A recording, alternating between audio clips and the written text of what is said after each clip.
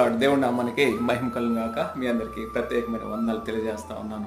మత్తయి సువార్త 22 అధ్యాయంలో ఒక రాజు ఉన్నాడండి. ఆ రాజు తన కుమారుడు పెళ్లి విందు కోసం అందరికి ప్రశస్తమైన వస్త్రాలు ధరించాడు. అంటే వస్త్రాలు ఇచ్చాడంట.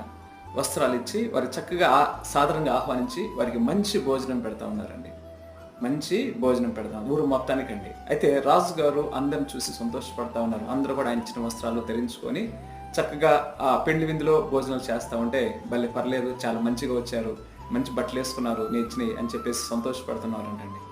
కానీ ఒకడు మాత్రం బట్టలు ధరించలేదండి. అతను కూడా బట్టలు ఇచ్చారు, కానీ అతను బట్టలు ధరించలేదంటండి. ఎందుకు ధరించలేదని చెప్పేసి మాట్లాడితే మౌనంగా ఉన్నాడంట. చూడండి, ఆయన వచ్చిన అవకాశాన్ని పోగొట్టుకున్నాడండి. ఇప్పుడు ఆ పెళ్ళి విందులో ఆయన విందు పోగొట్టుకున్నాడండి, పరలోక రాజ్యం కూడా పోగొట్టుకున్నాడు. అంటే విందుకు పిలిచాడు, ఎందుకు నాన్న నువ్వు ఎందుకు ప్రశస్తమైన వస్త్రాలు ధరించుకోలేదు, నేను అందరికి ఇచ్చాను కదా,